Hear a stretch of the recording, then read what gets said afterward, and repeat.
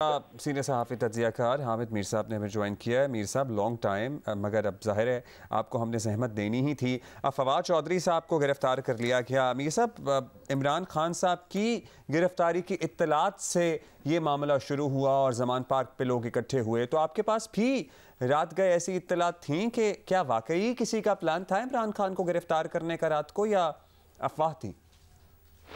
देखिए, ये तो कल शाम को ना सेक्रेटरी इलेक्शन कमीशन साहब जो हैं, इन्होंने थाना कोसार में एक मुकदमा दर्ज करवाया। इसमें इन्होंने ये कहा है कि जी इन्होंने 92 टीवी चैनल पर फवाद चौधरी साहब की गुफ्तगू सुनी है, जिसमें वो इलेक्शन कमीशन के बारे में काबिल एतराज़ बातें कर रहे थे कि जी ये किसी का मुंशी बन गया है और किसी के कहने पे इलेक्शन कमीशन ने मोहसिन नकवी साहब को पंजाब का चीफ मिनिस्टर लगा दिया है और हम इनको छोड़ेंगे नहीं और इनका पीछा करेंगे। तो वो FIR जो है उसका जो कंटेंट है वो मैंने पूरा पढ़ा है। उस कंटेंट को देखें तो मुझे उसमें कोई बहुत कोई संगीन बात नज़र नहीं आती, यानी कि वो जो गुफ्तगू है फवाद चौधरी साहब की शायद वो जियो पर भी नशर हुई थी। लेकिन जो इमरान खान साहब की गिरफ्तारी की जो बात चली है ना, ये कल चली है जब कल इलेक्शन कमीशन ऑफ पाकिस्तान ने तौहीन इलेक्शन कमीशन केस में इमरान खान, फवाद चौधरी और असद उमर साहब को एब्सकॉन्डर डिक्लेयर किया, यानी मफरूर डिक्लेयर किया है। और ये इलेक्शन कमीशन ने इन को काफ़ी दफ़ा बुलाया था और इनके बिहाफ पर जो फैसल चौधरी साहब बतौर वकील पेश हुए और फैसल चौधरी साहब अच्छा, मीर साहब, आपको कता कलामी की माज़रत, आपकी लाइन में थोड़ी सी डिस्टॉर्शन है। We are connecting you in a few seconds. बस आपको काट के दोबारा कॉल मिला रहे हैं। मीनवाइल हमारे पास ताज़ा तरीन यही है, मतलब अब इस केस की डिटेल सामने आ रही है। अब बताया जा रहा है कि फवाद चौधरी को पंजाब पुलिस ने उनके घर से गिरफ़्तार किया और पंजाब पुलिस ने, इस्लामाबाद पुलिस ने एक्चुअली कन्फर्म कर दिया है कि पंजाब पुलिस ने उनको उनके घर से गिरफ़्तार किया है। फवाद चौधरी ताहाल पंजाब पुलिस की ही हिरासत में हैं। अच्छा जी, सो अभी तक वो पंजाब पुलिस की ही हिरासत में हैं। मीर साहब, आप यू कैन कंटिन्यू। आप कह रहे थे कल शाम से ऐसा मामला चल रहा था। जी, मुकदमा जो दर्ज हुआ था तो उनको इस्लामाबाद पुलिस ने गिरफ्तार किया है, लेकिन वो अभी पंजाब पुलिस की हिरासत में है। तो राहदारी जब मिल जाएगी तो उनको इस्लामाबाद ले आएंगे। लेकिन वो जो मैं आपको बता रहा था कि फवाद चौधरी साहब जो हैं उनको तो इलेक्शन कमीशन के सेक्रेटरी की शिकायत पर गिरफ्तार किया गया। लेकिन जो इमरान खान साहब की गिरफ्तारी की बात चली थी, वो कल जब इलेक्शन कमीशन ने फवाद चौधरी साहब को, असद उमर साहब को और इमरान खान साहब को तौहीन इलेक्शन कमीशन केस में इनको मफरूर करार दिया था, एब्सकॉन्डर करार दिया था। और वो केस जो है वो काफ़ी दिन से चल रहा था। उसमें इलेक्शन कमीशन ने इन तीनों हजरात को बार बार बुलाया। तो उसमें जो फैसल चौधरी साहब हैं वो बतौर वकील पेश हुए इन तीनों के, और फैसल चौधरी साहब जो हैं वो फवाद चौधरी साहब के छोटे भाई हैं। तो वो ये कहते थे जी कि वो अभी पेश नहीं हो सकते। पहले उन्होंने ये जस्टिफिकेशन दी थी कि इमरान खान साहब जख्मी हैं, फिर उन्होंने ये कहा जी कि वो पेश नहीं होंगे।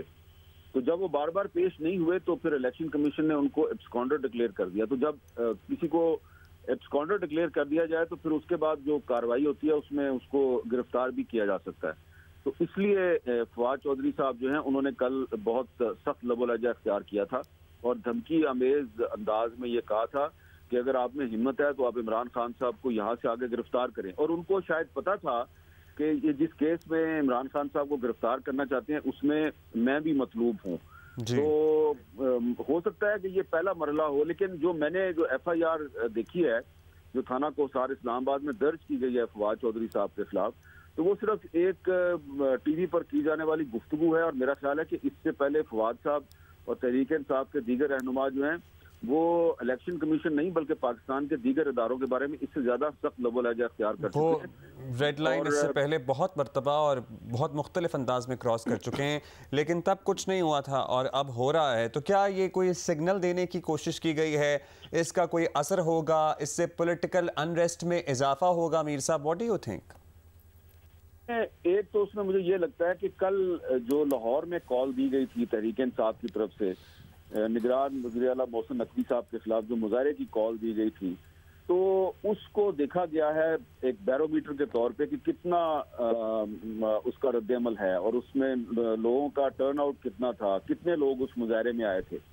तो वो अगर कल बहुत बड़ी तादाद में लोग होते तो शायद ये कार्रवाई ना की जाती। तो क्योंकि कल ज़्यादा तादाद में लोग नहीं आए मोहसिन नकवी साहब के खिलाफ मुजाहरे में, और अभी भी फिर رات کو اسد عمر صاحب نے کہا کہ جی تمام کارکن جو ہے وہ زمان پارک پہنچ جائیں، تو وہاں پہ ایک سائزیبل نمبر تو تھا، یعنی کہ ایک مناسب تعداد تو موجود ہے ابھی بھی، لیکن اتنی بڑی تعداد نہیں ہے جس کے بارے میں آپ کہہ سکتے ہیں کہ جی کہ آدھا لاہور جو ہے وہاں پہ اکٹھا ہو گیا، بلکہ 1/4 لاہور بھی وہاں پہ اکٹھا نہیں ہے۔ تو یہ وہ انڈیکیٹرز ہیں جس کے بعد شاید انہوں نے فیصلہ کیا، جو اسلام آباد میں بیٹھے ہوئے لوگ ہیں، کہ اب فواد چودھری صاحب کو گرفتار کر لیا جائے تو کچھ نہیں ہوگا اور اس میں کوئی حرج نہیں ہے، تو ان کو گرفتار کر لیا۔ لیکن میری ذاتی رائے میں جو ایف آئی آر میں نے دیکھی ہے تو وہ کوئی اتنی مضبوط ایف آئی آر نہیں ہے۔ وہ اسلام آباد پولیس ان کو لے بھی آئے تو زیادہ سے زیادہ 1 یا 2 دن کا ریمانڈ مل جائے گا، یا ہو سکتا ہے کہ پہلی پیشی پہ عدالت ان کی ضمانت لے لے۔ لیکن جو توہین الیکشن کمیشن کا کیس ہے